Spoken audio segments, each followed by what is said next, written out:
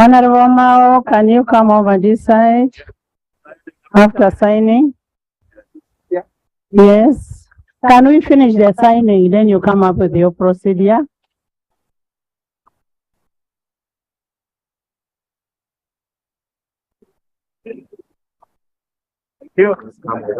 Come with them. Yeah.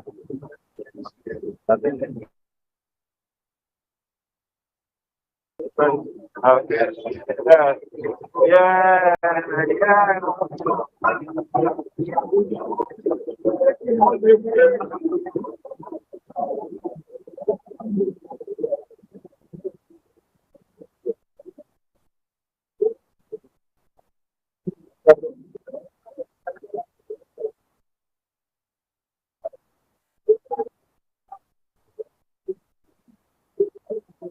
Constitution?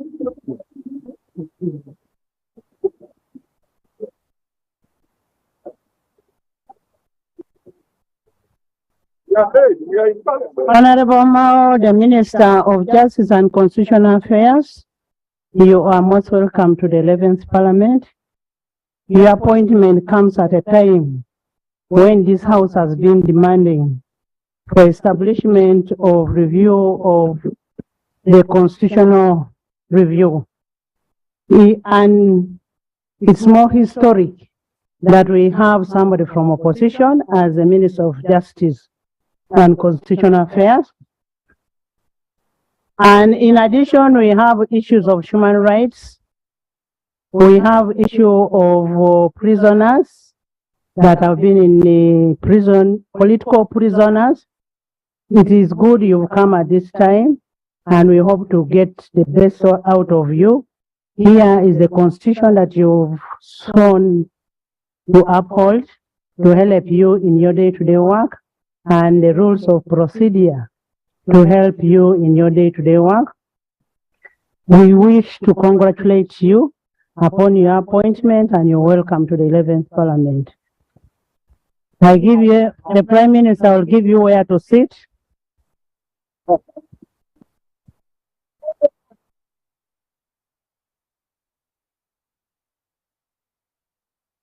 Honorable members in the public gallery, in the VIP gallery, join me this afternoon to welcome the members of DP. Honorable Dennis Mukasambide is Dr. Chiwanuka Muyambala, National Chairman, Mayambala, Dr. Siranda Gerald, Back Secretary General, Owechitiwa Christine Kasule, you're most welcome. Mr. Imam Makumbi, Vice Chairperson Western, His Worship George Fred Kajimu, Vice President Central Region, Mr. Gilbert Amado, Vice President Eastern Region, Honorable Aisha Waligo, President Women's League. They are here to witness the swearing in of Honorable Mao. You're most welcome. Please join me and welcome them. Yes, procedural matter. Communication from the chair. Procedural matter. Thank you, Right Honorable Speaker. Honorable Speaker, we have received the Honorable Mao with an emblem, I should say in haste, not so close the usual emblems, but an emblem of somebody we are used to. Under Rule 9 of our rules, the House is supposed to be guided by the presiding officer to the sitting arrangement. The Honorable Mao, having undergone through a second baptism, neither of water nor the Spirit, but some sort of undertaking, whether faced or otherwise, would you kindly guide the House Now that the Honorable is here, courtesy of some undertaking called a memorandum, and having committed the members of DP to certain actions, including a vote on the side of the ruling party, how as the head of the opposition should consider the status of the members from the DP while I'm whipping for House business when their president is side, and the rules prescribe the manner of doing business in the House, Honorable Speaker, under Rule 9. Would you please guide on how we should proceed as we receive the newly baptized member from neither the speech nor water, Honorable Speaker? Leader of opposition, Honorable Mao is an ex-official appointed as a minister, and he is appointed as a minister, and that's why I gave him to sit on the front desk, and that's why he's seated there. What you're talking about are members appointed under political leader and political parties. Under political parties, that's why I also directed Honorable Rico to sit in the back bench. So this is not what you mean. For him, he's seated as a minister on the front desk. He's an ex-official, and that's where he belongs. He's appointed by government.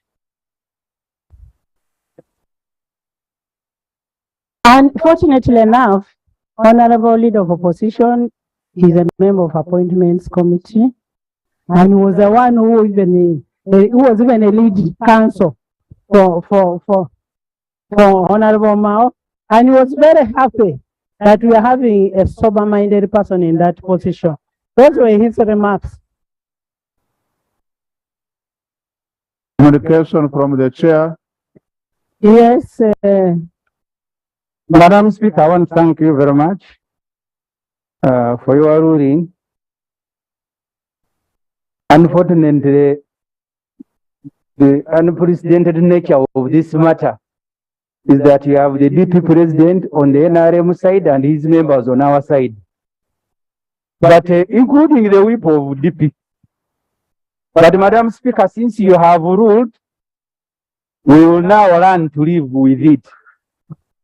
The procedure issue I am raising, Madam Speaker, under Rule 83,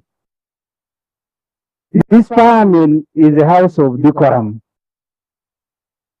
That's why that rule goes even into smaller details of how you enter and how you leave. Just a short while ago, while the Honorable Norbert Mao was walking in, our colleagues on the other side were clapping, yelling, yet under our rules, even the way you express happiness is defined as a member of Parliament. You can say, but that's what the rules say. That you can't even clap, you just foot stamp. I want, Madam Speaker, to ask you whether the procedure taken by colleagues from the other side of yelling and of shouting and clapping, including the Prime Minister, whether it is not offending our rules, Madam Speaker.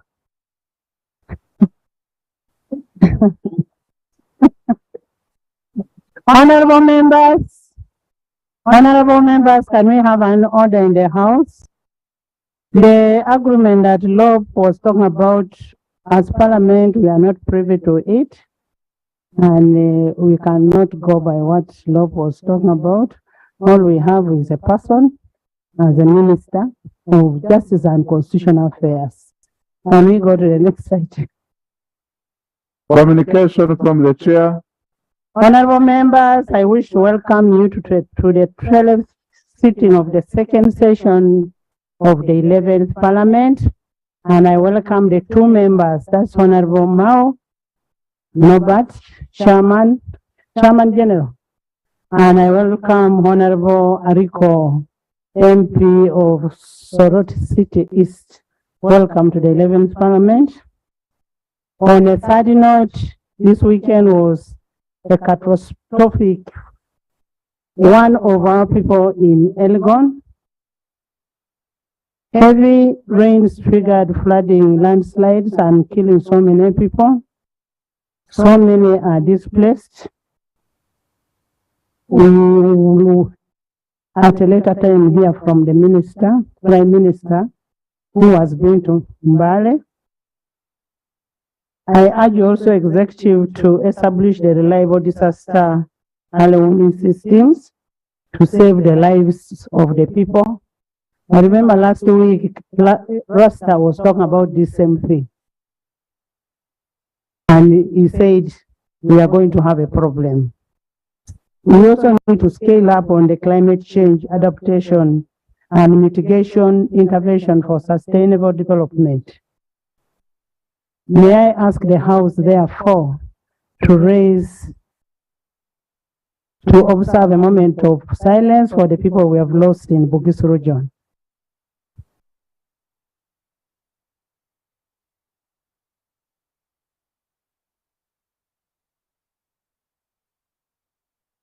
May their souls rest in eternal peace. Honorable members, on 30th June 2022, our own Victor Kiplangat delivered Uganda's first ever marathon title in the Commonwealth Games. He conquered 42 kilometers in 2 hours, 10 minutes, and 55 seconds. On behalf of Parliament and on my own behalf, I wish to congratulate Plangat and the entire team that is in the Commonwealth. Could we join together and congratulate this member? I urge the Minister of Sports to move a motion formally to pay tribute to the athletics team for their historic performance and recently concluded athletics in the World Champion, where our team has performed very well. We'll have a motion at the end of it. Honorable members, we have up to 30th September 2022 for our next recess. That will mark the end of the first meeting of the second session of the 11th Parliament. So far, we have concluded only in one bill, yet we are meant to have gone a long way with the bills that were brought by government. We were given about 62, but we have only finished one bill. We have a pending KCCA bill, the local content bill, the mining and minerals, which was even brought to the House. We gave them 1 week. They've not come back. I also urge the Committee of Finance to expedite the consideration of the National Local Content Bill and bring it to the House. In addition to that, other committees should expedite the work that is in their committees and bring the work in the House. You can only be accountable for what you've done when you have a report being presented to the House. And we've asked Kilak not to release money for committees that are not working. We've never received any report from HIV. We've never received any report from Equal Opportunities. So we are going to have reports first presented in the House for the last session, and then we can be able to disburse funds for committee work. At the halfway mark of this session, I intend to convene a midterm review of the session to evaluate the performance and the progress of both committees and the House. Periodic measures of our progress is a precondition for improvement of our performance. So if we don't do that, people will remain relaxed and do their own things. Honorable members have received a communication from the Leader of Opposition appointing Honorable Nachimoli Helen, Kalangala District Woman MP, as a Shadow Minister of Animal Industry and Fisheries to replace Honorable Tebandeke Charles. And that is pursuant to Rule 14.2 of the rules of procedure. So I urge you to accordingly take note. Honorable Lob.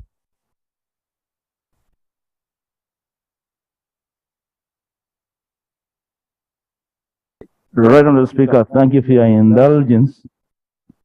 For the record, we are not bloating the cabinet.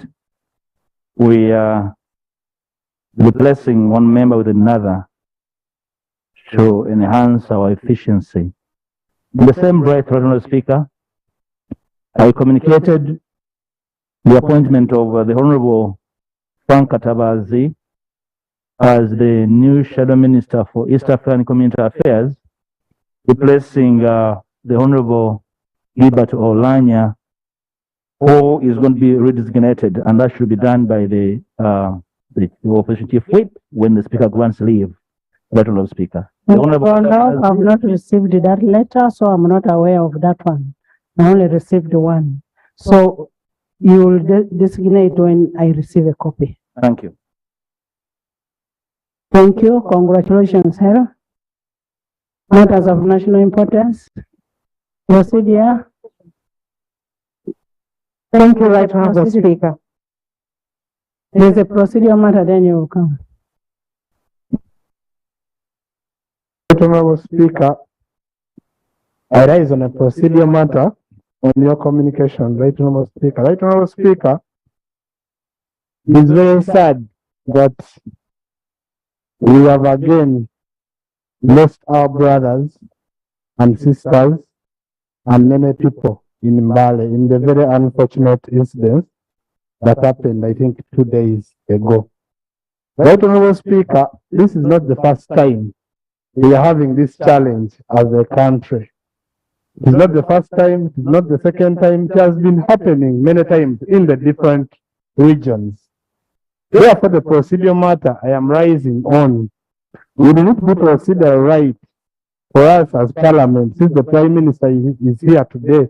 Ask the Prime Minister of this country to give us the plan, because Right Honorable Speaker, rains have just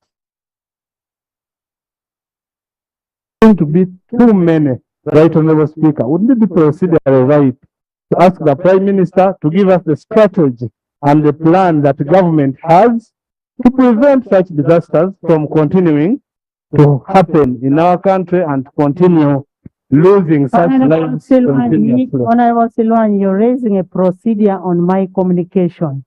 You cannot raise a procedure on my communication.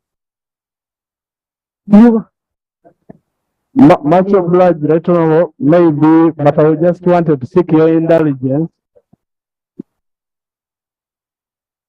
okay? Thank you, Right Honorable Speaker. Right Honorable Speaker, I want to thank you for the communication specific. Honorable members, maybe for your information, I have a report from the Prime Minister, and she's going to give us an update of what is happening. Thank you, Right Honorable Speaker. Communication is on the matter that you have just talked about the review that you are going to undertake. But Right Honorable Speaker, the performance of this House in certain aspects is dependent on the ministers also doing their part. Right Honorable Speaker, when you give directives on certain matters and the minister commits to bring a statement maybe next week, and it takes 3 months, that also becomes a challenge on our part, and we end up with so many unanswered issues. So, Right Honorable Speaker, the last time you asked the clerk to generate all those matters referred to the ministers so that they are put on the order paper and dispensed. But also there are commitments made on the floor. For example, Right Honorable Speaker, when I raised the issue of these musicians who have been going to schools and performing skimpily, dancing seductively, the minister committed to bring guidelines here the following, I think 2 days. I see something circulating on the order, I mean on social media, and I see the Minister of Education here, Right Honorable Speaker. Would it not be right that the minister presents that guidelines and we close that chapter? Because as a nation, we have to be morally upright and be cognizant of the fact that there are people now flocking into schools and teaching our children matter. Actually, the issue of homosexuality is growing in schools, Right Honorable Speaker. Honorable Minister. Right Honorable Speaker, the minister is here. I wish he can be. Honorable Minister, you need to bring those guidelines on Thursday. And we are also told that those schools belong to some ministers and some MPs. Where that happened belongs to some ministers. Yes.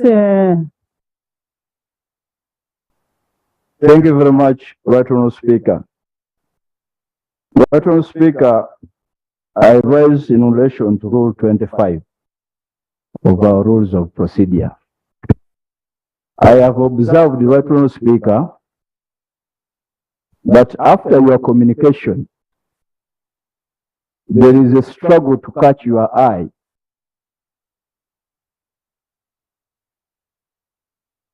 So colleagues are in a dilemma sometimes. That's why my brother from Bujiri, former of Jema, but now NRM, Daniel Voserwani, was raising a procedural issue on your communication, which under our rules is not there. But Right Honourable Speaker, what should happen ideally? Under Rule 25, Rule 2, Clause E. Once the chair has made a communication, immediately after the communication, there is supposed to be a reaction to the communication. And it is the indulgence of the speaker to determine who and for how long that communication should be made. So ideally, once the speaker has made a communication, the duty on any person who wants to say something is just to stand and seek to catch the eye of the speaker, without necessarily bothering yourself with either procedure or clarification or what. Because that's what the rules say. But Right Honourable Speaker, it is up to the presiding officer to ask whether anybody has a reaction to his or her communication, depending on who is in the seat. Right Honourable Speaker, I have raised this matter. This is the third time I am raising it. But I think it would be important that it is streamlined so that colleagues don't find it difficult in raising issues after the communication of the speaker. You don't have to bother with the procedure, you don't have to bother with it. It is under our rules. So I hope that moving forward, we will try to follow the guidance of the rules. I thank you, Right Honourable Speaker. Thank you so much. Matters of national importance. Mbabasi Pascal. Mbabasi Pascal. Thank you, Right Honourable Speaker. My name is Mbabasi Pascal. I represent Wekula County from Bende District. Right Honourable Speaker, I rise on the issue of national importance, and it is all about the road units that were provided to every district by the government. Most districts are now grappling with the phantom machines. A case in a point is my district, Namwede district. We are 7 months without our grader, and the grader which has been helping us in maintaining the roads. Morodo district is well known for maize production, coffee, banana, and other agricultural products. It is very key that road infrastructure is very important in the development of this country, Morende in particular. But in the absence of the tractor, which has been so useful in rehabilitating our roads, taking 7 months at the center for repair has caused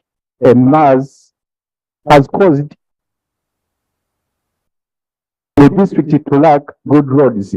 Right, Honorable Speaker, my plea is Pascal, is it a tractor or a grader?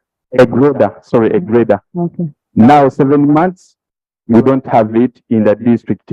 You find a district is trying to borrow from other districts, and other districts are saying also theirs are also in the same dilemma. Right, Honorable Speaker, my plea is let the Minister of Works and Transport comes in at least to help those districts that are stuck with poor roads, like Mbende district. We have had it reach areas, like in my constituency, in the Butorogo sub-county, where people are now demonstrating and they want to be cut off from Mbende district, be taken to Kasanda district. Right, Honorable Speaker, I'll be so grateful if my plea is considered. Thank you very much, Right, Honorable Speaker. Prime Minister. Procedure, Madam Speaker, procedure. Prime Minister. Procedure. Yes, Chairman, VCU. Thank you very much. Thank you very much, Madam Speaker. Madam Speaker, the procedure I'm raising, a few minutes, you made the House to stand up for a minute of silence. And the minute of silence is in respect of people who have died in the Bugis region as a result of the rain, the calamity which has taken place. Madam Speaker, I was sitting hoping that that was going to be the first issue to deal with. But I am hearing graders, I am hearing what?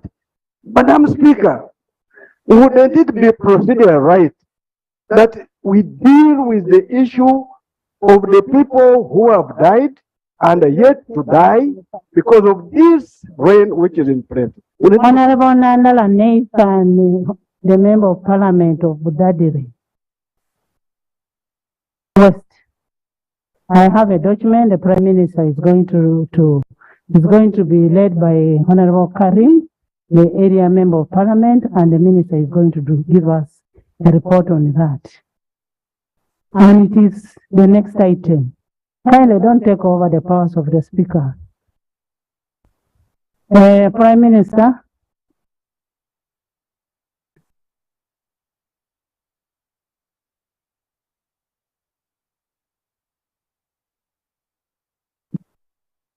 Right, Honorable Speaker and colleagues, I have taken note of the concern of our brother, the Honorable Pascal Mbabazi, that the graders in Mubende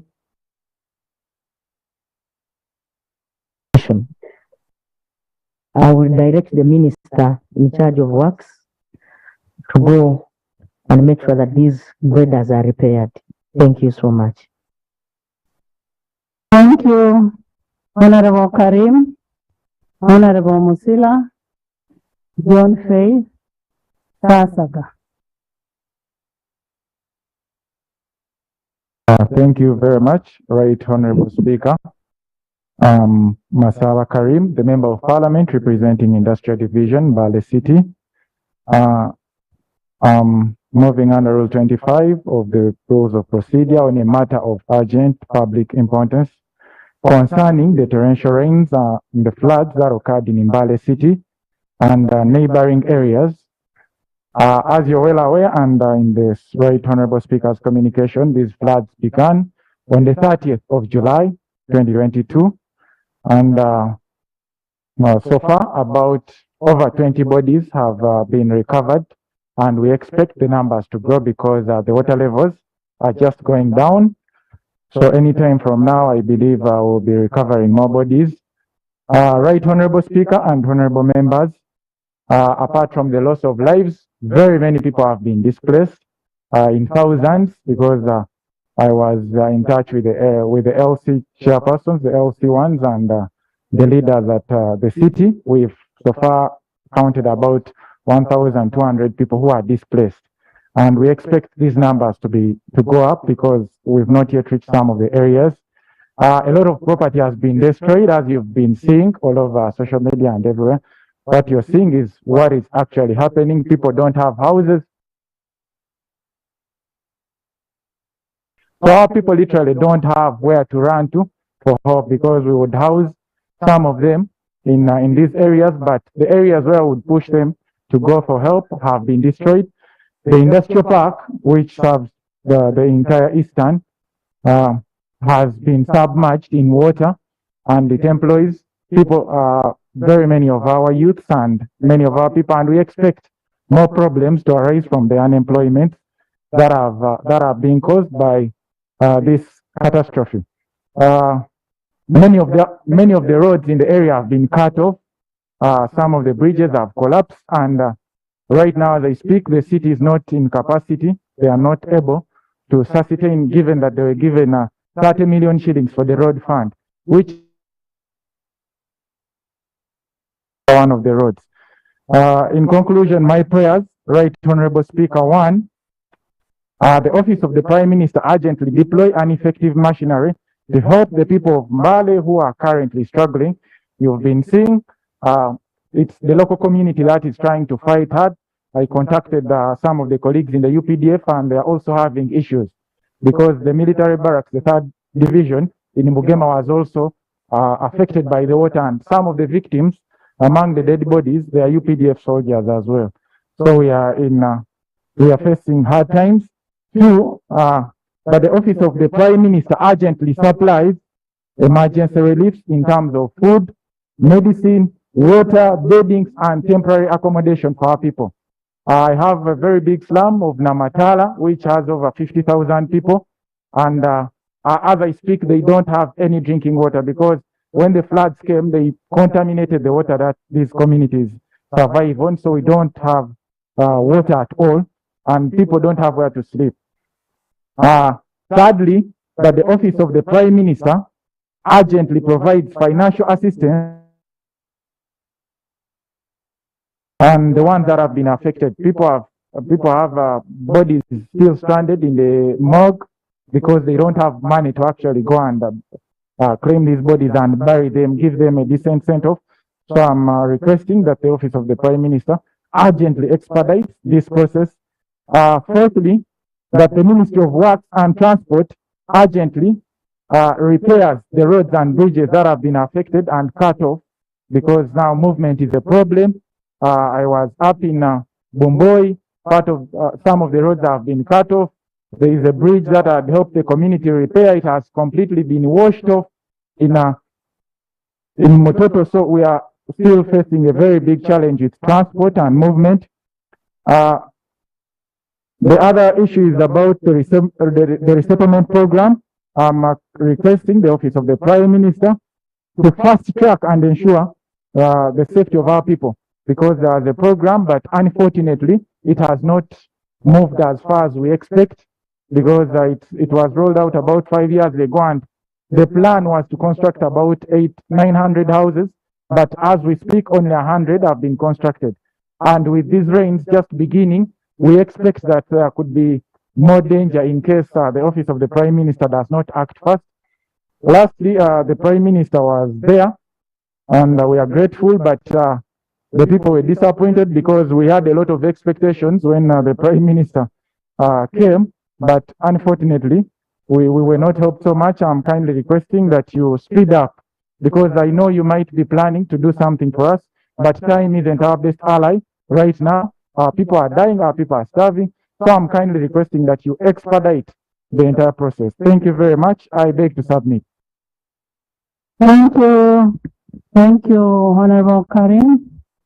Unless if it is additional prayers, but maybe we could first hear the report from the Prime Minister, and then you will react to it.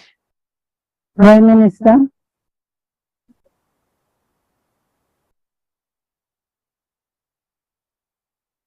Thank you so much, Right Honorable Speaker and colleagues. Right Honorable Speaker, I would like to inform the House that I traveled to Mbale City Procedure. on Saturday, 31st. Procedure. Right Honorable Speaker, we are still under the guidelines on COVID. Apparently, I see quite a number of colleagues in this house without masks. And they are all over here, they are all over there. Are we proceeding? Yes. Are we proceeding well?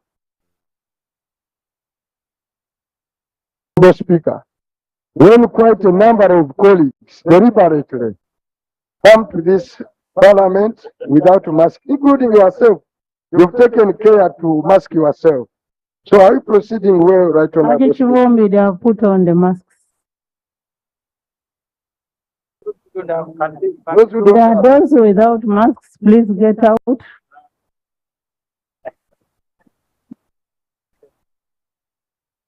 Yes. Madam Speaker, I want to thank you for giving me this opportunity. The procedure matter I'm raising is because the Prime Minister doesn't accept clarifications. But why I'm raising this procedure through Why did she refuse your clarification? I don't know, that's a style of debate in the House. But, Madam Why Speaker, are you talking in anticipation? Madam Speaker, the procedure matter I'm raising. No, you let her present, then you get a clarification from her. But Madam Speaker, I stood very humble and patient, well organized, but she refused to seek my clarification. When? And it is fundamental. Here, She will give you a clarification. Okay. First, listen to the report. I want to thank you, Right Honorable Speaker, for your wise ruling. Honorable Speaker and colleagues,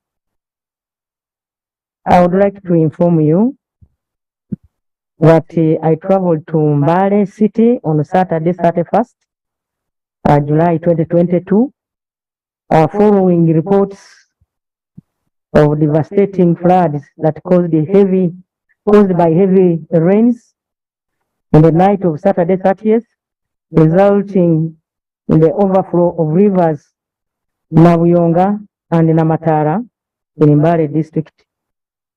This has led to death and destruction and displacement. Right Honorable Speaker, on arrival in Mbale, I was led by the resident city commissioner, Mr. Hamad Wasaki, the district leadership and technical staff from the affected areas, notably Nabuyonga River along Mbale Kumi Road, Nambare Bridge along Tororo Road and Mbale Industrial Park. Madam Speaker, the Honorable Masaba raised the matter of national importance, which ordinarily attract a short answer. The Prime Minister is making a presentation. Under the rules, the ministerial statement is debated at least for an hour. The procedure issue I am raising is whether the Prime Minister's presentation that you say is going to be treated as a ministerial statement or just a response to a matter of national importance. After receiving matters of national importance from the 5 members, I sent them to the Prime Minister to bring a write-up on the response. And that's what she's doing. And it is uploaded on the iPads. I am the one who wrote, asking what action she has taken on these issues. You are raising on procedure, our people in Mbale are dying, you don't know what is in Mbale. Right Honorable Speaker, the main findings are, as of yesterday, 1st, 2022, a total of 23 people were confirmed dead. Amongst them was a UPDF soldier. Several bodies and motorcycles are feared to be still trapped on the riverbeds, and a number of people are still missing. Several homesteads have been destroyed and families displaced. At Mbale Industrial Park, a big section has been submerged and the products and equipment were destroyed. Nabuyonga and Bunkoko bridges were seriously affected, causing a cut-off of water supply to Mbale city. Action taken. After the tour and inspection of the damage, I chaired a multi-sectoral meeting at Honorable Speaker comprising of local leaders, officials from the Ministry of Health, Uganda National Roads Authority, Uganda Red Cross, Disaster Preparedness Department, in my office, Uganda Police Force and UPDF. The purpose of the meeting was to come up with quick, detailed assessment to enable government to respond effectively. His Excellency the President of the Republic of Uganda has committed 5 million to each bereaved family to cover burial expenses. The list of the dead from the Resident District Commissioner, Mbale, is hereby attached. You can check. Honorable Speaker, government through Ministry of Disaster Preparedness under my office has provided a relief food to the tune of 90 metric tons to Mbale City, Kapchorwa, and Mbale District. The food is already there. UPDF and police have intensified search and rescue operations by clearing the river beds. The Ministry of Water is on ground reconnecting the water supply at Bungoko Bridge, and I'm told now Mbale City has water. The Ministry of Works and UNRWA are also on ground clearing the roads that have been blocked by the debris. Honorable Speaker, the government will urgently embark on restoration of damaged infrastructure in the affected areas. Like I've already told you that UNRWA is already there.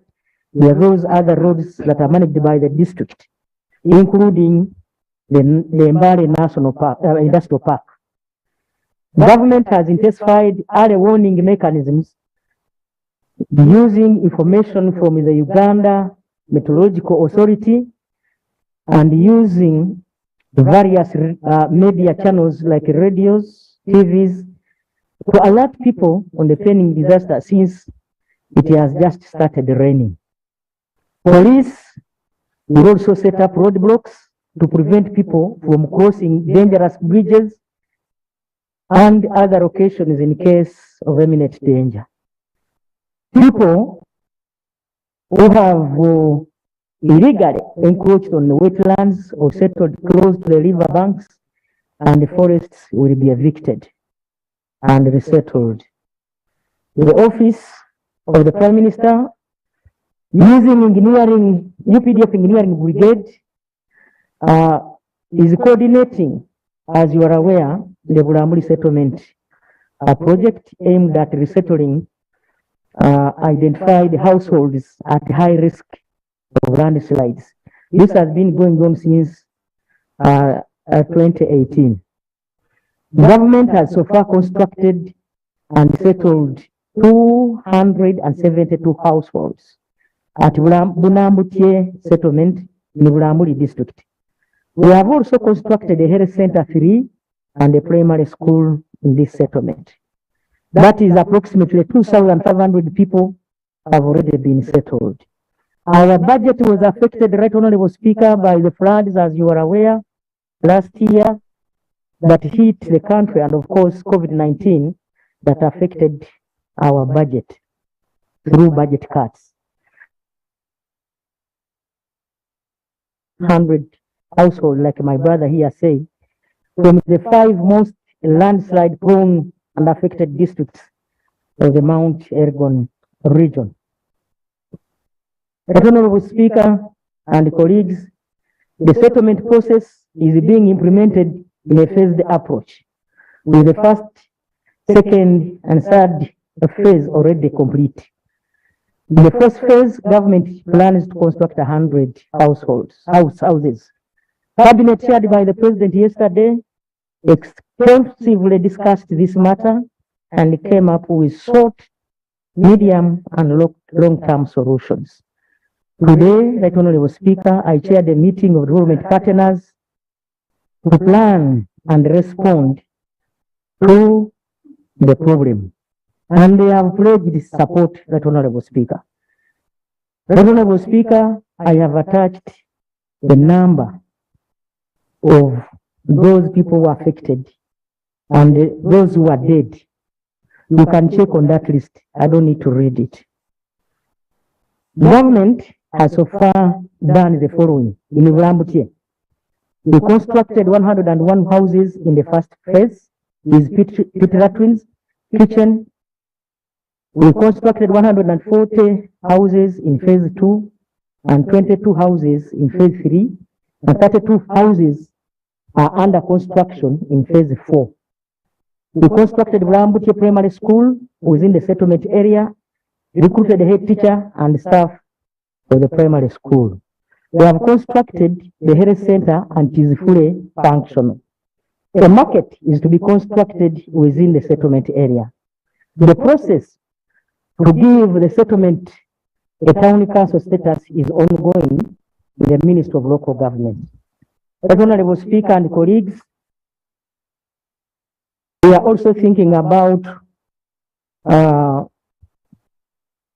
having these people settled in towns. We are in discussion with government. Today, like I told you already, the Ministry of Works and other agencies, Ministry of Defense, Veteran Affairs, Ministry of Education Affairs, Relief and Disaster Preparedness and Local Government, and Ministry of Finance, as I talk now, are in a meeting. In conclusion, the government has deployed all responsible agencies and technical teams, including UPDF in the sub-region, to do continuous assessment and appropriate intervention will be done. Right Honorable Speaker, I have my sister here, who is the Minister for Disaster Preparedness. She has details of what took place. I request that you have given her some little time to give the details to members. But her detailed report is also attached as Annex 2. Thank you so much. The other one, we are in discussion with the government was the slip of the tongue, but the government is in discussion.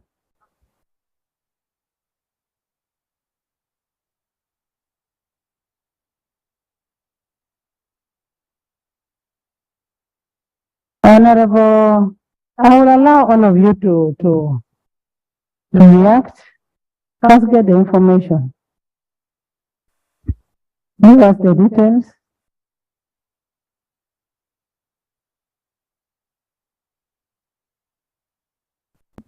Thank you very much, Right Honorable Speaker. Honorable Speaker, come up with a national disaster risk management plan.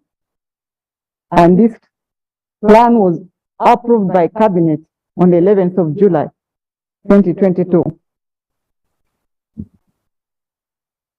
When we talk about the DRM plan, we are talking about the future and most sustainable activities that this House would want to get from us. Colleagues, the following are the basic components of this DRM plan. We have the equipment part of it. We have got the preparedness, disaster risk reduction, understanding the risk, the disaster risk reproductive coordination and governance. And we also have standardized disasters into level 1, level 2, level 3, and level 4. Right now, what is happening in Mbale or in Elgon region is level 3. Colleagues, we are aware the disaster happened in Elgon region. We have been giving early warning messages through the through the media center. We have also been working with the local governments in these districts to see how last year we didn't have any death in Elgon region. But this catastrophe that happened this time, it happened in the town itself, not even again where we had thought it would take place. You talk about Bududa, when you talk about Sironko, Manafa, Namisindwa. It's very unfortunate that we have lost over 23 people, but we are already taking action. Just as my Prime Minister has mentioned here, the partners have given in support, and we have requested them more support to be able to rescue our people, to be able to give our people the more things who have been affected. We have also mobilized resources before this. I want to give an example.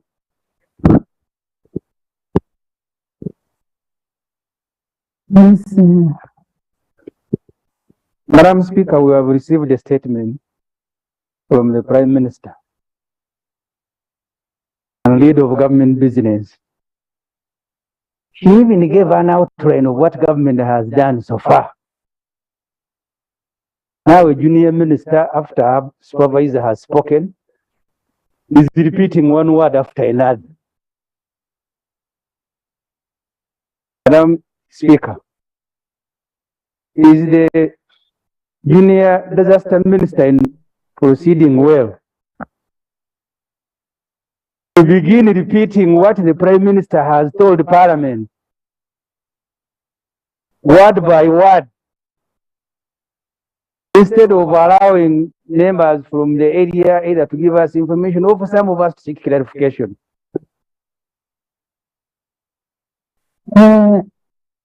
The junior minister of disaster was given permission by the Prime Minister, so she's moving on a right track.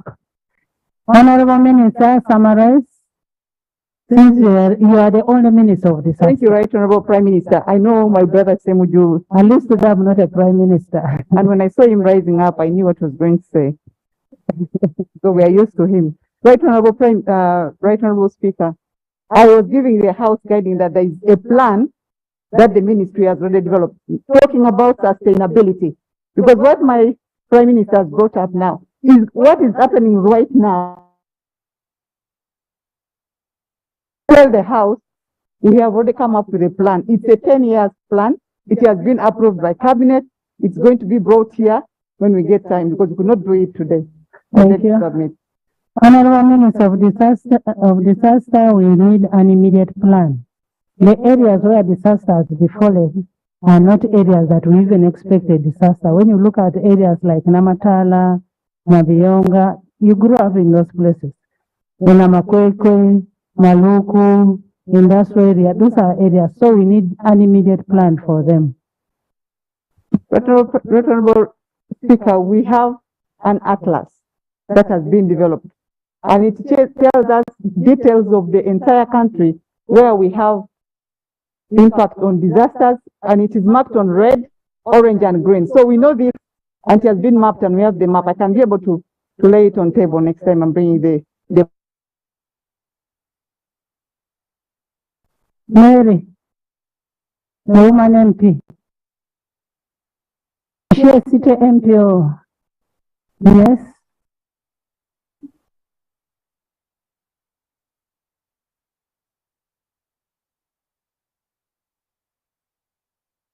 Speaker, I'm Miriam Muhaye, the woman member of parliament from Mbale district. I rise on the matter of national importance. No, we want a reaction to what has been raised by, Yes, I just want to add Karim, and then a report of the Prime Minister, and then disaster. Okay, thank you so much. Yeah, as I stand here, let me share this, that I have grief and pain in my heart because my people are really suffering, and this suffering is just at my neighborhood too. Some of my close neighbors have died. Even my real family has lost so many crops. And so there is pain in my heart as I share this. And colleagues, this is not an easy thing, because many of you may have just seen it on TV, but on ground, people in Mbale and the Elgon sub-region are suffering, they are struggling, they don't know what to do next. And I know the reports that have come in may not have shown exactly what is on ground, because even today, before I came in here, the LC3 chairpersons were calling me and telling me there is still drizzle of rain and many crops are being washed away and people do not know what to do. Because in Mbale or Elgon sub-region, we were lucky that we had some rains and people were soon harvesting their crops. Some had even planted ready for the second season. So all that has been swept away. And to me, I want to request that, just like my colleague said, that the response should be done quickly. One of the issues that I want to add on is that we have the Uganda National Meteorological Authority, and it's there to inform us on the issues of climate change. But in most cases, this information does not trickle down to the ground people. I would request that this information goes down in the local languages. Let the people be given these alerts so that those who are in risky places can know what to do. And also we are talking of this, the disaster response plan. Today we are behaving as if we are guests in our own country, as if we do not know the things that are happening in the Elgon sub-region. Whenever a disaster comes, it's like we are waking up to something that we do not know that it will happen. I want to urge government, Madam Prime Minister, let this be taken urgently. I do not know how many people will die before government can wake up to save our people. But however, that being said, I want to appreciate you, Madam Prime Minister, because the people you supported when you came to Nambale Bridge, it is just so close to my home. They called me and appreciated the offer that you gave them. And I want to thank you so much for that gesture of love of a mother who left other programs and went to Mbale to witness yourself the things that were happening. Thank you so much. And I believe that you will do more to help our people, not only Bugis sub-region, but even other regions. Thank you so much. Isaiah. Isaiah. Yeah, thank you, Right Honorable Speaker. Right Honorable Speaker, supplementary to what my colleagues have said, we do appreciate the little response government has made to the people of Mbale. If you look at the gravity on the ground, the sensitivity of the floods, the landslides which have happened right from the mountain top, what you are seeing in Mbale is as the effect of what is happening in the mountains. The team which went to Mbale stopped in Mbale town, which has not even extended far out of the Mbale.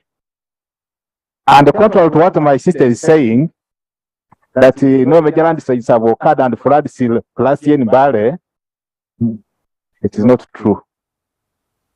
It is not, because even last time we had serious ones in many sub-counties and many areas in the Bugis region.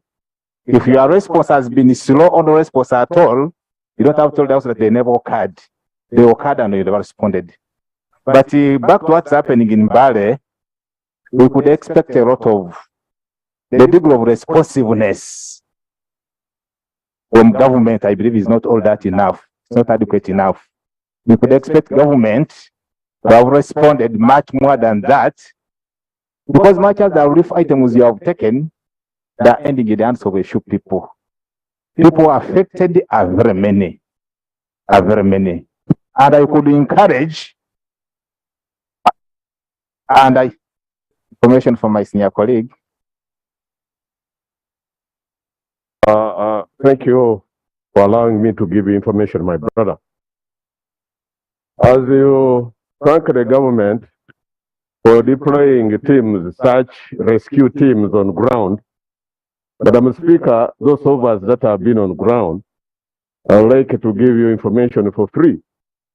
That much as we have had UPDF and the police search teams, rescue teams, donning uniforms actually labeled fire rescue teams, they are sleeping on job. The bodies that so far are being retrieved from the river is cut out of the efforts of the locals. And even when they were called to help, one could not even dare brave the waters to help retrieve a body. So they are lacking in the skill and expertise of rescuing and even evacuating those that were trapped in the locations that needed those victims to be evacuated. So to say government has deployed when these people are idle and busy bodies, Madam Speaker, is lacking in the aspect of humanitarian spirit. Thank you, my brother. Yeah, thank you, Right Honorable Speaker. I think the colleague has perfectly put it. Tomorrow could equate to the efforts of those who work more or less as more or less a film show. If you see what's happening on the screen and people moving around, and you actually think that the efforts which you are seeing on the screen is on the ground in terms of the evacuation of people and giving the aid. So I could implore the Prime Minister that even as you go back to Mbale soon, involve even the leadership, all than moving the RCCs and you move with the cameras around, which I believe to the local people is not so much benefiting. As I conclude, Right Honorable Speaker, I have the supplementary also disaster report from Soronko district, which I could also at the same time lay on table, where very many sub-counties have been affected in Soronko district, both in Budadiri East and West. That is the Bukisi sub-county, there is Masava sub-county, Waland Soka, and around 30 families are in the camp at Givis Primary School, lacking food and the beddings. Then we have the Soronko Town Council, which is heavily flooded as the water came from the mountains, and it is also crossing over to Bukedia. I believe by now water could be crossing to Bukedia. There is Bubeza sub-county and Rusala sub-counties where even the bridges have been washed away. So I could implore the team that as you plan for disasters in the Legon region, also include Soronko and most of the affected areas. Yes, the affected areas. And lastly, my prayer, Right Honorable Speaker, I think it is high time Legon region is declared a disaster-prone area. Because I know government is trying, but may not have all the capacities. If the area has been declared disaster area for that case, more other interventions might come on board to help us in that area. Otherwise, we have spoken it here time and again. The Rastafarian has always raised it, and we have raised it here in Parliament, of how government is prepared. And we foretold this Parliament and the ministry that disasters are coming anytime, the landslides are going to come on the ground. Nothing has been prepared for that matter. People are only running to the situation rescue, but the intervention before that has been not taking place. I think it's also high time that this Parliament looks at the report of the Committee of Presidential Affairs. I remember, Honorable Right Speaker, you said this committee, it moved all of this country. They generated a very good report, was read and adopted. If we could go into the implementation of that report, I believe it can mitigate most of the effects which could come as a result of landslide and the floods. I rest my case. Honorable Minister, you need to look at the recommendations of the committee, and then you could pass on that list to the Prime Minister, the list of the areas, and include in it, since you talked about Bukedia, You can include Busano in that, since we share the same voters. Members, we've gotten the information. What we want is an action. We need the Prime Minister on ground with a disaster team and take an action on what is happening. The lamentations that we are doing here is just for your own good, because we want cameras. But what we want, honorable members, what we want is a team on the ground. And honorable minister, can you people sit? What we want is the Prime Minister and disaster to go on the ground, go with the members of parliament of those affected areas, order. Prime Minister, you need to go on the ground. People are dying day in, day out. And you need to go with all the members of parliament of those affected areas. And we need results, we need a feedback in the house.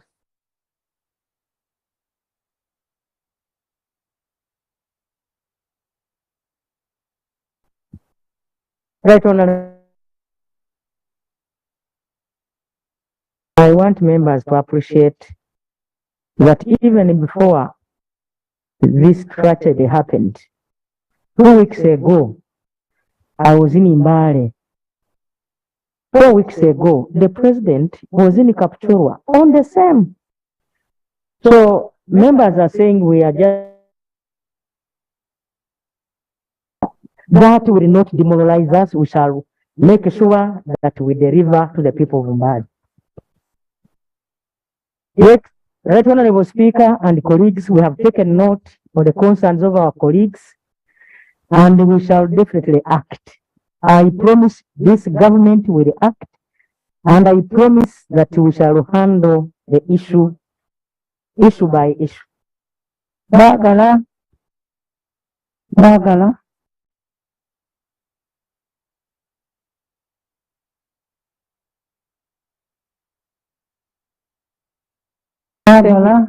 Thank you, Right Honorable Speaker. For the record, my name is Joyce Bagala Mtwatwa. I am the woman and member of parliament from Ityana district and the shadow minister for ICT and anti-corruption. Right Honorable Speaker, according to the Uganda Public Service Standing Orders 2021, misconduct of a public officer shall include acts that bring the service in disrepute, bullying or victimization, threatening behavior, fighting or assault at a place of work. Right Honorable Speaker, on the 29th day of July 2022, on the NBS Frontline Talk Show that happens every Thursday at 10 p.m., the Honorable Minister of ICT and National Guidance witnessed an act of misconduct and crime being committed by a public service officer in the names of Opono Opondo, who is the government spokesperson and also the deputy director at the media center, who attacked on live TV the Lord Mayor of Kampala, Erias Lukwago. Since Thursday up to now, I haven't seen any government statement relating to the incident that happened that day. That's why my prayer is to see this government and indeed the Minister of ICT and National Guidance to take punitive action against Mr. Opono Opondo, because what he did could instigate violence not only on opposition members of parliament but also on government officers on TV talk shows. Thank you, Right Honorable Speaker. Thank you, Prime Minister.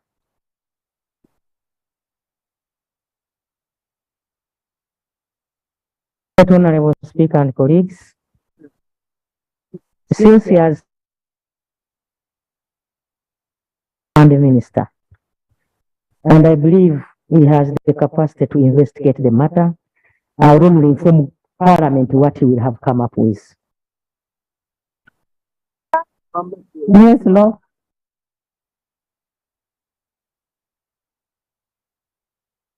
Mr. Speaker, thank you. This matter could look person to holder on the part of the persons involved, but it has far-reaching implications on how we are perceived as leaders in this country. Especially the Prime Minister, first of all, to express regret over a public officer for behaving in that kind of manner. Probably the Prime Minister, out of her seemingly busy schedule, could have received information from the minister concerned as to whether action has been taken on this public officer. But the Prime Minister seems to tell the Parliament that he's hearing it for the first time, and therefore did not have room to seek for information. Honorable Speaker, the Lord Mayor of Kampala's, Uganda's capital, is a very, very serious human being and an image of our city. And therefore, for anybody acting on behalf of government, because the government spokesperson was there to speak for government, for anybody representing government, to try to treat the Lord Mayor of the city in that manner, and we gloss over it as though it's a common occurrence. That, Lord Speaker, is an invitation for public officers to behave in a manner they desire. After all, their principles will let it pass or treat it casually. Lord Speaker, we would like to receive more commitment from the Prime Minister, first of all, that she is equally concerned that this is a very serious abdication of public duty on the part of a public officer, and therefore action, not really in the future, but immediate, is being taken or has already been taken. Not Speaker. Thank you. Let the Minister of ICT come and report in the House on what could have happened. Of course, it is regrettable. That one we can't teach. It is today. It has happened to Lukwago. Tomorrow it will happen to another person. The Minister will come and report. The Prime Minister was in the field. She was busy. She could have not seen. Procedure, Madam. Procedure. Najomba Sarah. Procedure, Madam. The Prime Minister is coming. The Minister is coming to report. Procedure, we are not discussing on that issue. Procedure, Madam Speaker. Procedure.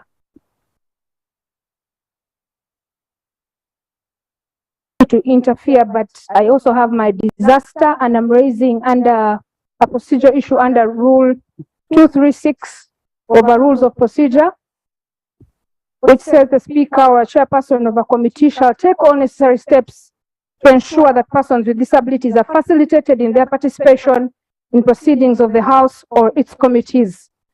Madam Speaker, I'm raising this issue because I have been discussing it with the responsible people. It concerns parking for members of Parliament with disabilities. Madam Speaker, this Parliament designated parking for us. It is clearly marked: MPPWD Central, East, National, etc. Since we came here, Madam Speaker, we've been struggling with parking. This same parking is next to our ramp, which we are supposed to use. Madam Speaker, it has become a habit that we always don't find our parking, and we struggle to move from wherever to come to this place. Madam Speaker, this Parliament passed a law called the Persons with Disabilities Act, which makes it an offense for an able-bodied person to park in any park. Unfortunate that people who God has blessed with normal legs do not want to walk long distances, but they insist and park in the parking for members of Parliament with disabilities. My anger today is that when I came in and spoke to the security, he told me that, I'm sorry, the person who has parked in your parking is a commissioner.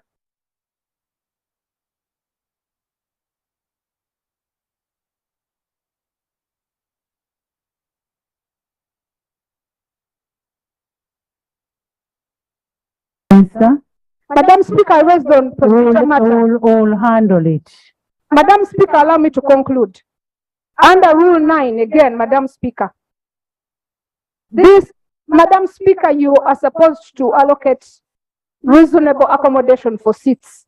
This chamber is not accessible to us. It has stairs. We can't go down. We can't sit on the upper seats. Madam Speaker, for us, a seat is not just convenient, it is reasonable accommodation. I want to request that you make this work easy for us, but also because it is as of right that we need to be in this parliament and participate on an equal basis with other members of parliament. I don't see why a person who can read and write would park their car in a parking marked PWD MPs. I thank you, Right Honorable Speaker. Information. Honorable members of parliament, that issue is going to be handled. Information. It is not for the house. Honorable Akumu, sit. Sit. That issue is going to be handled. The commissioners who park where the people of disability are supposed to park should leave that parking. That parking is for people with a disability. Honorable members,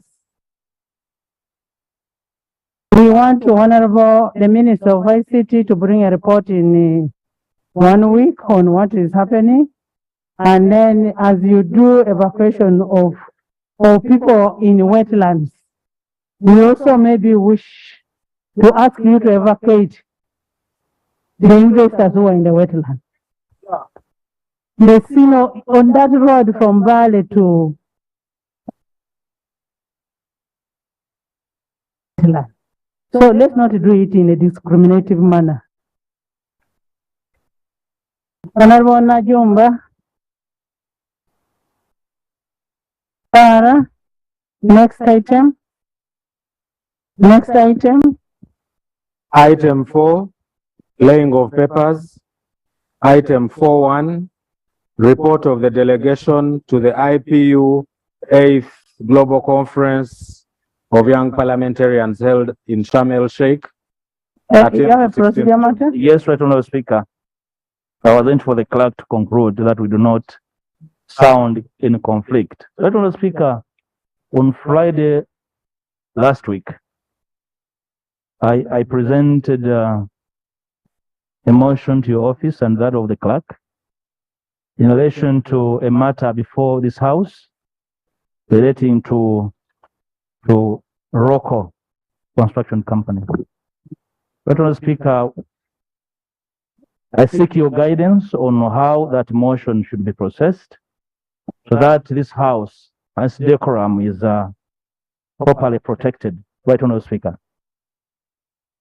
Thank you. No, we received the motion and we will handle it according to the rules of procedure of this house. Thank you. Yes.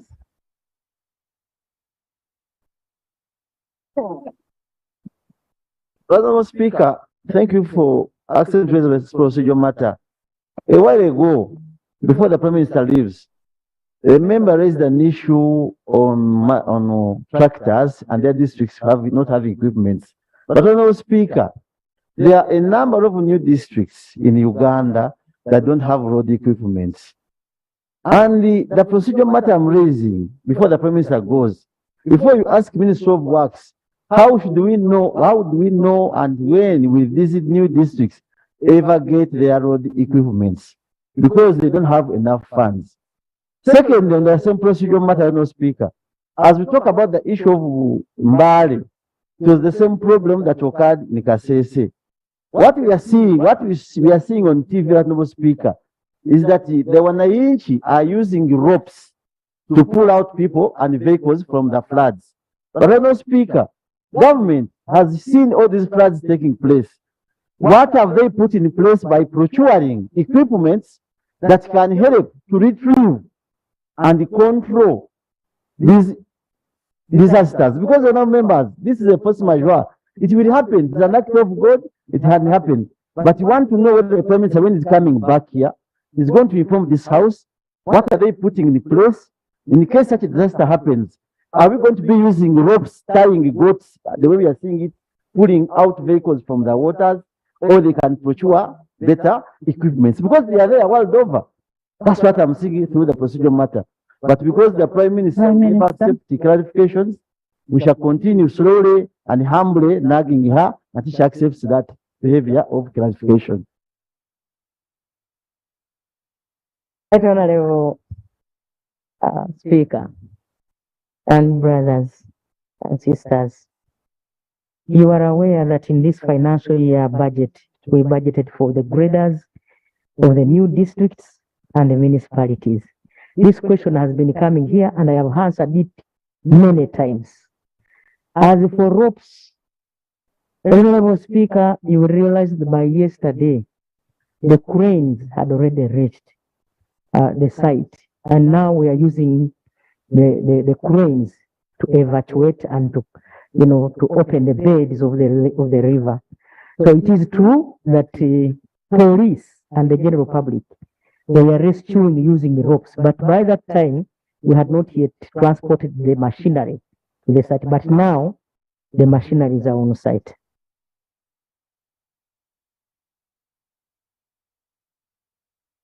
Item 4.1, laying of papers, report of the delegation to the IPU 8th Global Conference of Young Parliamentarians held in Sharm el Sheikh 13th to 16th June 2022. Honorable Sanja Patrick.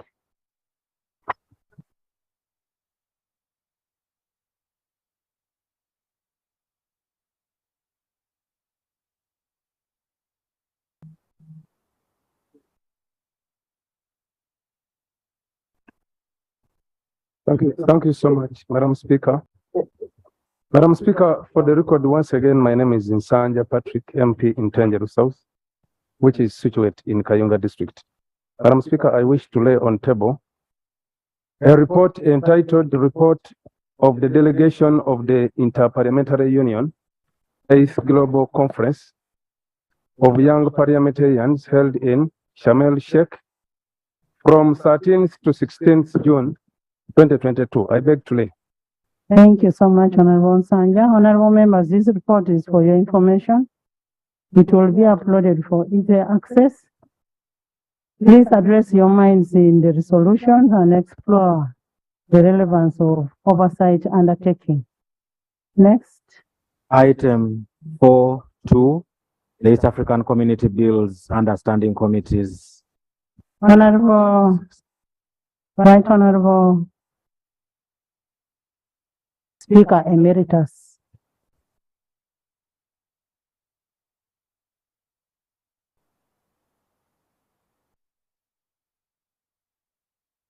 Mwenyekiti na wabunge wa Uganda.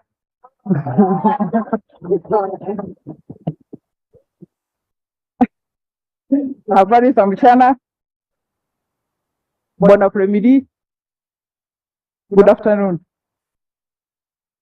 Speaker, the members, I'm here to fulfill an obligation under Article 123 of the Constitution of the Republic of Uganda relating to execution of treaties and conventions. Additionally, I'm also proceeding under Article 65 of the Treaty for the Establishment of the East African Community, which governs the relations between the Assembly and the National Assemblies of the partner states. I would like just to read what is in Article 65. In pursuance of the policy of the community for popular participation in the achievement of the objectives, and so that the Council may be able to take into account in the exercise of its functions the opinion of the general public in the partner states on matters relating to the achievement of the objectives of the community as expressed through the debates of the elected members of the National Assemblies and those of the Assembly, and foster cooperation between the Assembly and the National Assemblies of the partner states. A, the clerk of the Assembly shall, as soon as practicable, transmit the clerks of the National Assemblies copies of the records of all relevant debates of the meetings of the Assembly by the respective ministers responsible for the East African Community. And under Rule 36, I'm going to lay copies of the bills introduced to the Assembly, acts of the community, and I'll give a small summary. For today, I do not have the records of the debates of the Assembly. So I'll begin with the bills before the standing committees of the House for their 2016 to 2022.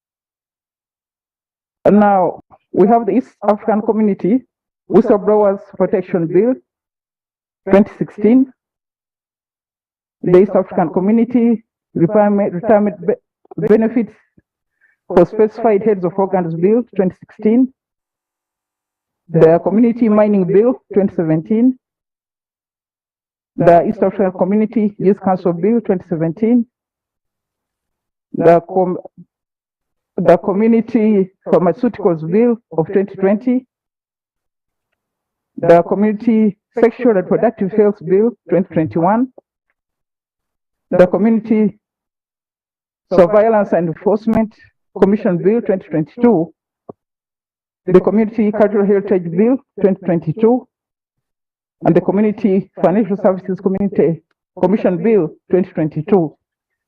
I also have the East African Standardization, Accreditation, and Conformity Assessment Bill 2022. I beg to lay. Leslie. I have, in addition, bills which are in the process of assent have been completed, awaiting assent. The Community Prohibition of Female Genital Mutilation Bill 2016, the Community Counter Trafficking Persons Bill 2016, the Community Gender Equality, Equity and Development Bill 2017, the Community Polythene Materials Control Act 2017, the Community Customs Management Amendment Bill 2018, the Community Lake Victoria Basin Commission Bill 2020, and the Community Integrity and Anti-Corruption Bill 2020. Honourable members, I just want to make a small comment on this one, that I'm intrigued that they were passed, they were sent for assent, they have not been assented to, but they have also not been declined. So they're still in abeyance. So this category, I've written to the chair of the council now, the minister from Burundi, for us to take action on those that are completed but not assented to. I beg to lay. Thank you. I have another category of bills where assent was withheld. And as is the practice within the community, if one partner state withholds consent, that means the bill will not come into law, it will not come into effect. So I just want to present those that were where consent was withheld and who withheld the consent. East African Community Tourism Wildlife Management Bill, consent of Republic of Tanzania was withheld. I beg to lay. The Community Transboundary Ecosystems Management Bill 2010, United Republic of Tanzania withheld their consent. I beg to lay. The Community Disaster Risk and Management Bill 2013, the Republic of Kenya withheld assent. I beg to lay. East African Community Electronic Transactions Bill 2014, again, the United Republic of Tanzania withheld consent, indicating that the issues of electronic transactions should be handled by a task force on cyber laws. So this has also been withheld. I beg to lay. The Community Creative Cultural Industries Bill, again, the United Republic of Tanzania withheld consent on the basis that was contravening Article 91 and 59.2 of the Treaty for East African Community. I beg to lay. I would also like to lay the Community Forest Management and Protection Bill of 2015. Again, the Republic of Tanzania declined to consent, waiting for policy guidelines. I beg to lay. The next category are those that have been assented to and are in force.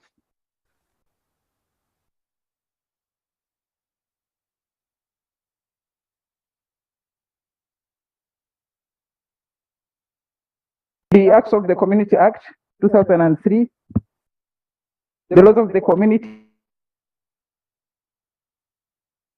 the powers, the legislative powers and privileges Act of 2003, Community Customs Management Act 2004, I beg to lay.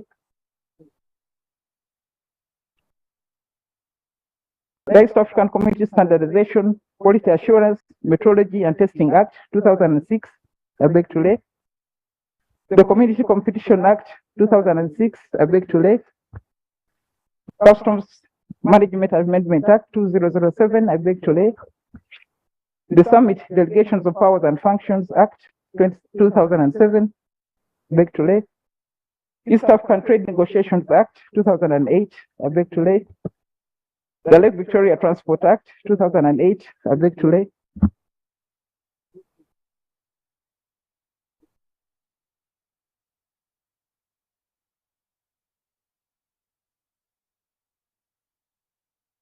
East African Community Budget Act 2008, I beg to lay.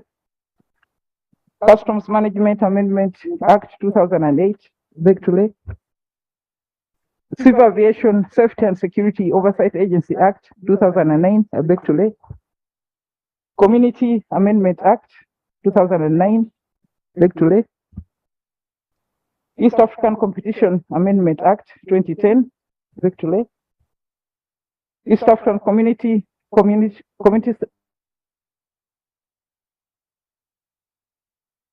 East African Parliamentary Institute Act 2011, beg to lay. East African Customs Management Amendment Act 2011, beg to lay. Legislative Assembly Elections Act 2011, beg to lay. Act 2011, I beg to lay. The Community Emblems Amendment Act 2012, beg to lay. There too. Just lay them. Let them go. The Community HIV and AIDS Prevention and Management Act 2012, beg to lay. Community Conflict Management Act 2012, I beg to lay. East African Community Elections Act 2012. East African Community One-Stop Border Posts Act 2013, to lay. East African Community Vehicle Load Control Act 2013, beg to lay. East African Court of Justice Act 2017, beg to lay. East African Community Persons with Disabilities Act 2016, beg to lay. The Community Elimination of Non-Tariff Barriers Act 2017, beg to lay. Community Oaths Act, beg to lay. East African Monetary Institute Act 2019, I beg to lay. I just need to make a small statement. Thank you. Madam Speaker, as you are aware, Uganda is partner state of the EAC bloc. The membership now comprises the Democratic Republic of Congo, the South Sudan, Uganda. I want to inform the House that on the 11th of July, the DRC Congo deposited the instruments of ratification 2 months ahead of time. We had given them until September, but they moved very, very early. So they're now fully members of the EAC, and we have started attending our meetings. The critical organs of the treaty are the Legislative Assembly, as I've informed you. It has 62 members and 8 ex-official members from each partner state. We have, there is a requirement that we have good relations between the EALA and the partner states through transmission of and exchange of oral debates of the sessions of the assemblies, playing with the bills and acts, which I have just done. So a lot of bills work has been done by the community. In total, 36 substantive acts have been enacted and assented to. Another 36 have been introduced. 14 are in the process of assent. 15 are before the committees. And the 8 I've informed you where there are reservations. The concluded acts have all been assented to, and once they are assented, they go into force immediately. So those that are still under consideration, we shall be able to inform the House and the country about their status. So this statement is just in fulfillment of the obligations of Article 65 and Rule 36 of the Rules of Procedure. Thank you very much for your attention, Honourable Speaker and members. Thank you so much. Right, Honorable Minister and Minister of East African Affairs. The documents are going to be deposited in the library for your information, and this will be good for you to understand what is happening in the East African community. Our Committee on East African Affairs should regularly monitor and report on our national compliance to the East African Treaty and protocols. And this is why this committee was formed. So that is what should be done. Yes, proceed on what? Thank you, Speaker. I want to appreciate the Right Honorable Prime Minister, Deputy Prime Minister for laying the papers, but I want to rise in accordance with Rule 36 of our Rules of Procedure, which talks about the laying of records of debates, bills, and acts of the East African Legislative Assembly.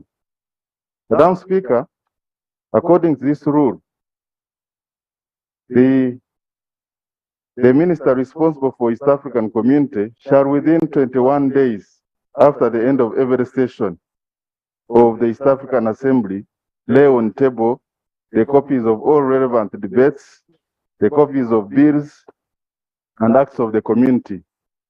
Madam Speaker, while I appreciate what the current minister has done, you will realize, honorable colleagues, that among the documents that have been laid are bills which were done way back, and it has taken years for them to be laid here. I want to ask government, why has it taken all that for this to be laid? And while we appreciate the current minister for what she has done, the government should ensure that this rule is complied with to enable us understand the affairs of EAC and be able to meaningfully support the process of integration. Thank you, Actually, that's the reason why you should thank the Right Honorable Minister, because she has been able to dig out all the documents that have not been laid. Now that we have the documents, we've been having ministers there, that they would not come and lay. Next item.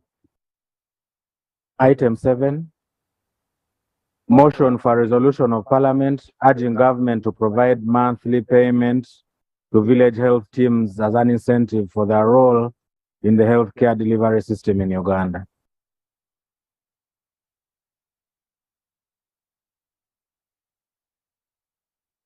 Item 7, we've left the motion because opposition is not ready. They've requested us to push it to tomorrow, and for the sake of peace and harmony, we believe we should push it to tomorrow.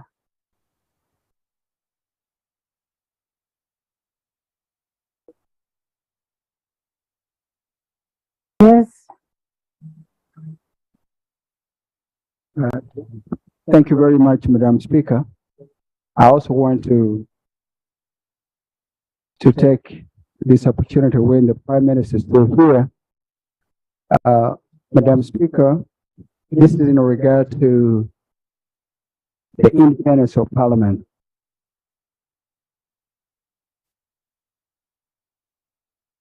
Madam Speaker, it is a preserve of this parliament to undertake the role of appropriation. Education Committee eloquently and clearly made a proposal that was adopted by the entire House, Madam Speaker, that 485 billion Uganda shillings be allocated or put in the budget, focusing on all the teachers, countrywide, regardless of discipline, arts, and sciences. Madam Speaker, this added month, July 2022, we've gotten feedback from our fellow citizens, and especially the teachers, that the report from the Education Committee that was unanimously adopted by this very House, that 485 billion be paid to teachers, regardless of discipline. Madam Speaker, your citizens all across the country, when I thought of shock to find that only one segment of the teaching community was considered.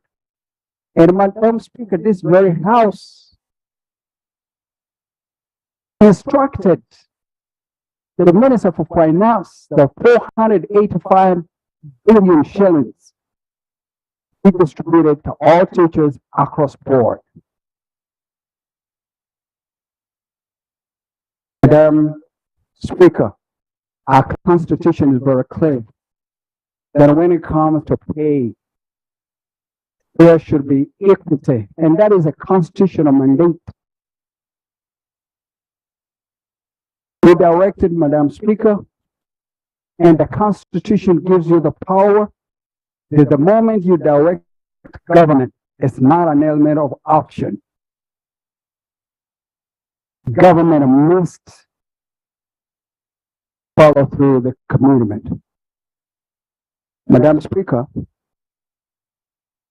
the science teachers and the arts teachers go to the same shops, educate their kids from the same schools, go to the same hospitals, they're confronted by the same challenges. I think this cannot be a parliament that is going to sit while government disregards resolution of the parliament. Madam Speaker, if we don't attach value to ourselves, nobody else will. My procedural issue.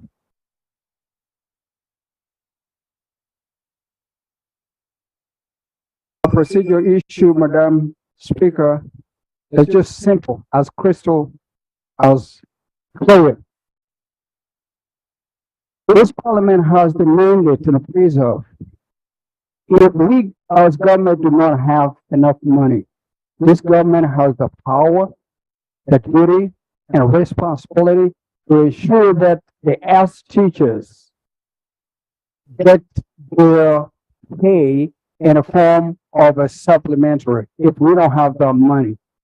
And also, Madam Speaker, this parliament has the mandate to direct the government to hold the pay until we as government have enough money. Because we as representatives of these people are finding it hard. Can you conclude? Can you conclude? Okay, I've been instructed by the Speaker to conclude. Madam Speaker,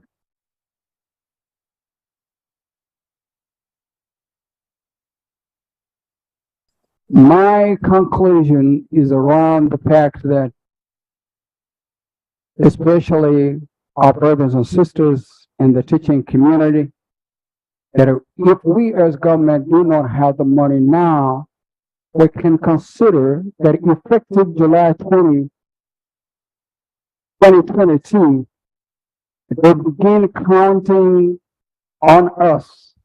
Madam Prime Minister, you can commit government that effective 2022, until we have enough money to pay the teachers, especially from the SARS, especially the arts segment, they will begin counting the areas effective July 2022, until we get the money. And then lastly, Madam Speaker, if that can be done, it is still within the mandate of this parliament to ensure that the money that was allocated to all of the teachers in this country is shared equally. In other words, the 485 billion, we still have enough room to ensure that that money goes to be paid to all of the teachers in this country. I beg to submit, Madam Speaker. Thank you very much. Prime Minister. Members, join me congratulate one of our backbenchers, Honorable Akelo Omagago. Congratulations. Thank you so much, Right Honorable Speaker. Right Honorable Speaker,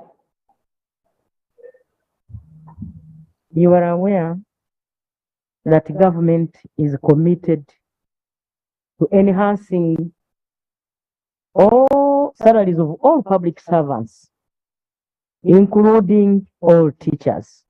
But we started with scientists. Other categories will be enhanced depending on the availability of money. Right Honorable Speaker, you are aware by the time we had that resolution, the teachers were on strike. Government and teachers. Very good. Thank you, Honorable Prime Minister. Indeed, thank you for the good response. Honorable Prime Minister, we all agree with what you are saying.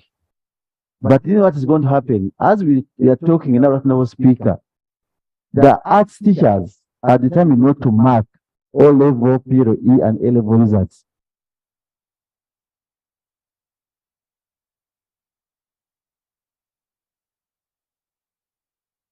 While doing the same job, could you take keen interest whether there is teaching at school now? Then lastly, right now, Speaker, can I put you on notice that we are going to go in court for this matter? We shall go to court. Because what is going to happen right now, Speaker, is that teachers will pretend teaching while they are not teaching. I can assure you that. Thank you, Honorable Prime Minister. You know, the problem is Honorable Seungu is a teacher. So he's one of the teachers. Right Honorable Speaker and colleagues, you are aware that it is NRM government that broke the rule of law. That's why my brother is now confidently saying they are going to court over the same. So the NRM government broke rule of law. Honorable Speaker and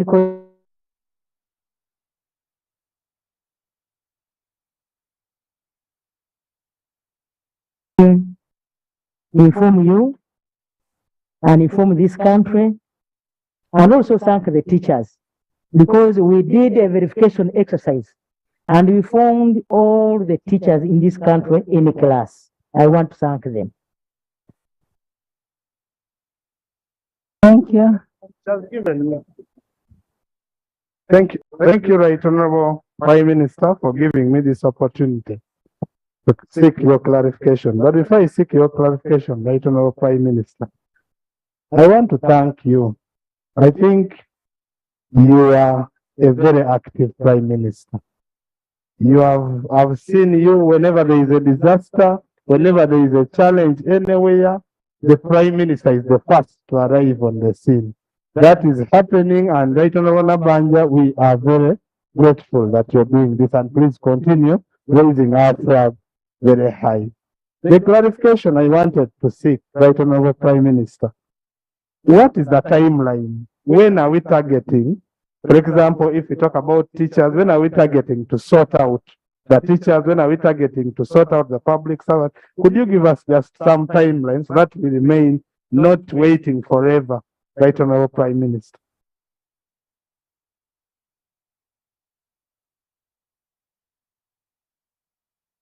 Right Honorable Speaker and colleagues, I want to inform you that government once again is committed to enhancing salaries of all public servants. We started with scientists. In the medium term, we shall handle category by category depending on the availability of funds. Thank you so much. Honorable members, yes. Thank you, Right Honorable. Right Honorable Speaker, we appreciate the answers from the Prime Minister. But through your office, Right Honorable Speaker, I seek your indulgence because we come from these constituencies. You will get information from the rest of the MPs. Right Honorable Speaker, the teachers are not teaching.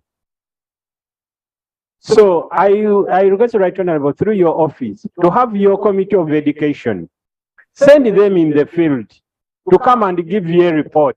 You will based on that report, Right Honorable Speaker, and you make your own conclusion. Thank you, Right Honorable. Honorable members.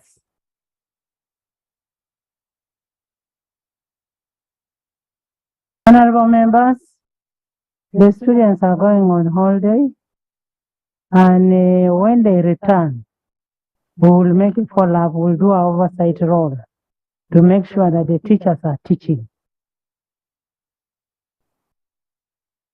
In the public gallery this afternoon, we have pupils and teachers from Cotton Nursery and primary school from Lira. They are represented in Parliament by Honorable Dr. Achien Jane Rose, the Minister of Health, Honorable Bongi Vincent, and Honorable Peter Ochen, and Honorable Uma Linda. They have come to observe the proceedings in the House. You're most welcome. Join me in welcoming them.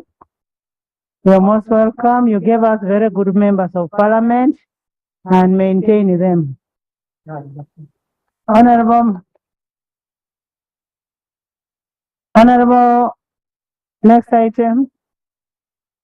Item 7, motion for resolution of Parliament urging government to provide monthly payments to village health teams as an incentive for their role in the healthcare delivery system in Uganda. Honorable members, just as a reminder, this evening we have the Archbishop His Grace Paul Semogerere, the Archbishop of Kampala Diocese. He has come to Parliament to pray with us and welcome us in Parliament officially, and also welcome him in that ministry. We will be having a mass here, and then celebrate the feast of our patron, St. Thomas, and then solicit for contribution for Christ the King, completion of Christ the King Kampala. So kindly join us in the mass at 5:30. Yes, Honorable Sarah Itanza. The motion is presented by Honorable Sarah.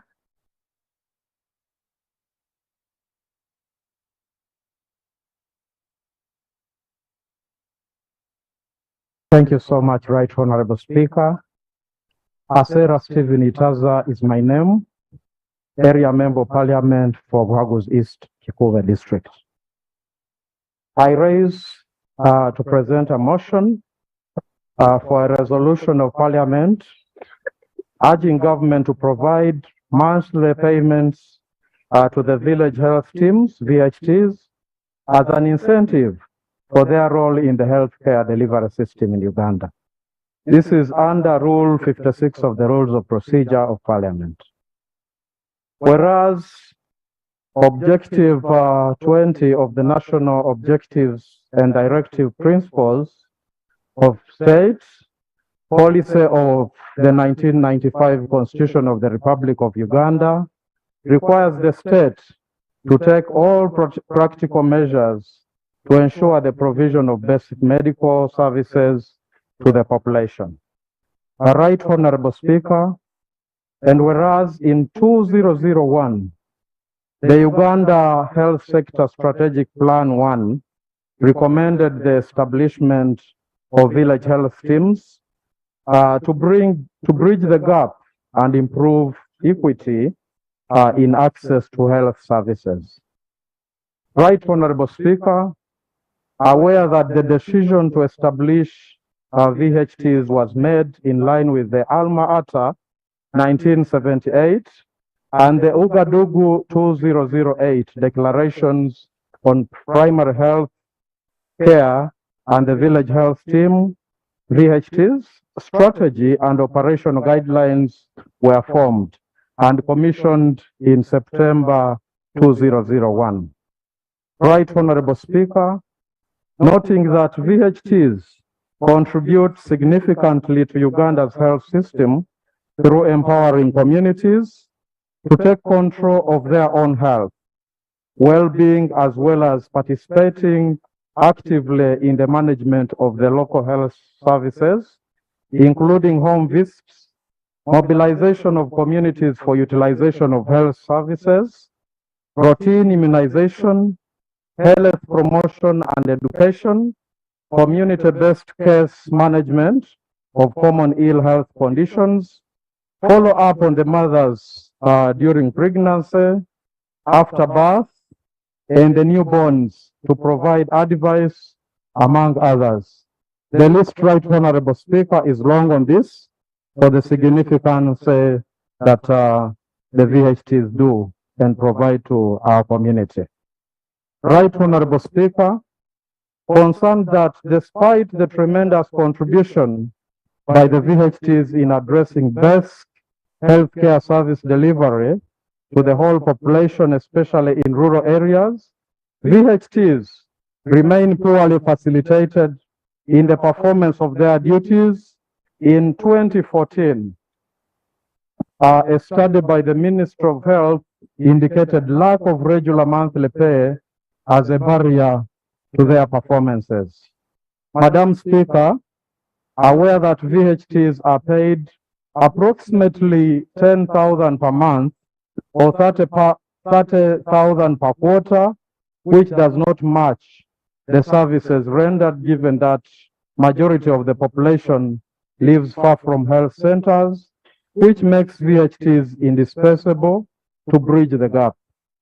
Madam Speaker, further aware that the financial incentives to VHTs which are provided based on the activities to be implemented are not regular, and this had led to a higher turnover of members out of the program due to the financial constraints, lack of transportation, among others, which continue to affect the program. Right Honorable Speaker, considering that the 10th Parliament passed a resolution to pay the community health extension workers at the amount of 150,000 per month, who are to be recruited from the VHTs and are to be based at the parish level. Yet VHTs continue to be poorly facilitated despite their contribution to the healthcare delivery system. Right Honorable Speaker, cognizant of the UN Sustainable Development Goal number 3 on health and well-being, under which member states are called upon to ensure healthy lives and promote well-being for all at all ages.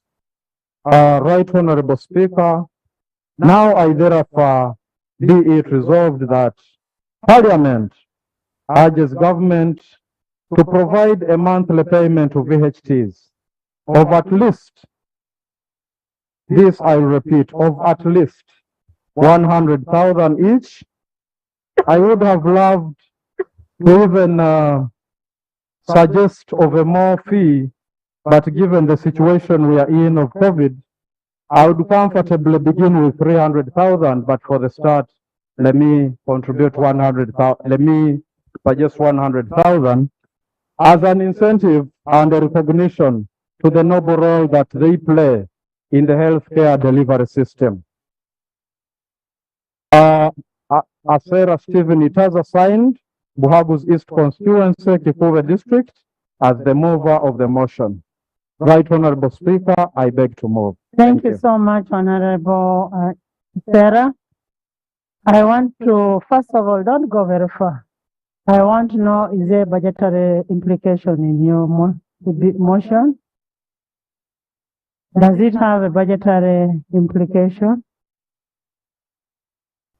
Yes, Right Honorable Speaker, it has a budget implication, but we could engage the Minister of Health to have this effected. Thank you so much, Right Honorable. Two, does it affect Article 93 of the Constitution? Yes, it does, Right Honorable. And if it affects Article 93 of the Constitution, that can only be brought by government. Right Honorable Speaker, it is the reason that I have brought it on the floor so that we can equally work together with the government. You're not government. Honorable Somani.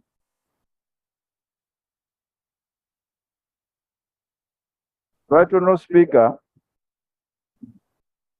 we all appreciate. In fact, these VHTs in most of our constituencies are being facilitated by MPs. In all our constituencies, they come to us and we appreciate and recognize the role they play. Unfortunately, this particular motion under Article 93B, we cannot proceed on it in this manner because it has an effect. It has an effect because it creates a charge on the consolidated fund. Now, because it's a motion brought in good faith and it is intended to help all of us, I want to propose, Right Honorable Speaker, that government picks it up.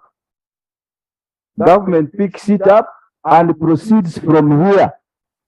Otherwise, as Parliament, we are bad in the manner in which the motion has been structured. But we should not lose sight of the significance of this motion. And I hope the Prime Minister can undertake to pick it from here and perhaps channel it through the right processes and have it brought back to save the MPs from the challenges of looking after these VHTs in our respective constituencies. Prime Minister, can you take over the motion? It's not anything that you're going to debate. First of all, our hands are tied. We want the Prime Minister to make a commitment that she will take it up and bring it as a government motion. Right Honorable Speaker and colleagues, you are aware we are struggling to pay teachers. Let me call a spade a spade. And two, the motion has very good intentions. Let me take it to government side and we discuss it. We shall report here in the near future. Prime Minister. Honorable Minister, kindly report back to this House. Not in the near future, at least.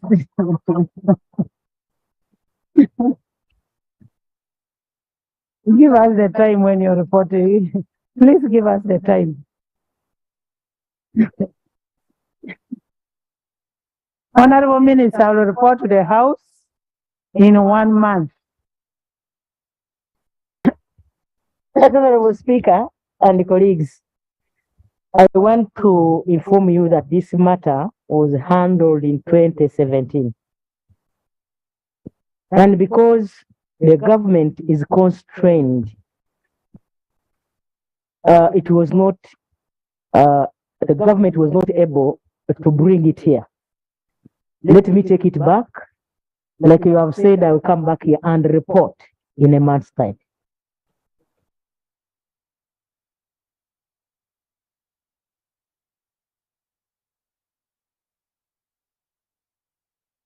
Thank you so much, Honorable Asera and Honorable Minister.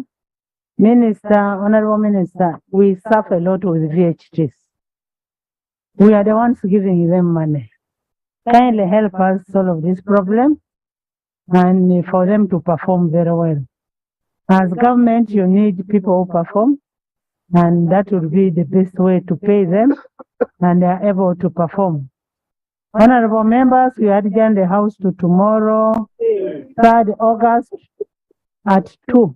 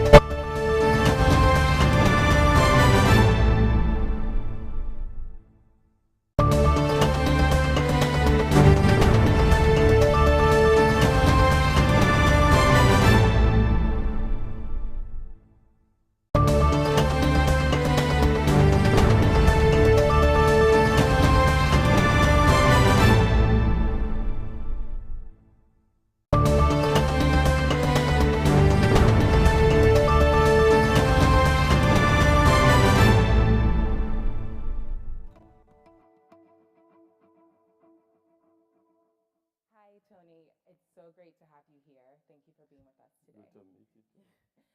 You are one of the most celebrated and most decorated business leaders in Africa, and I would posit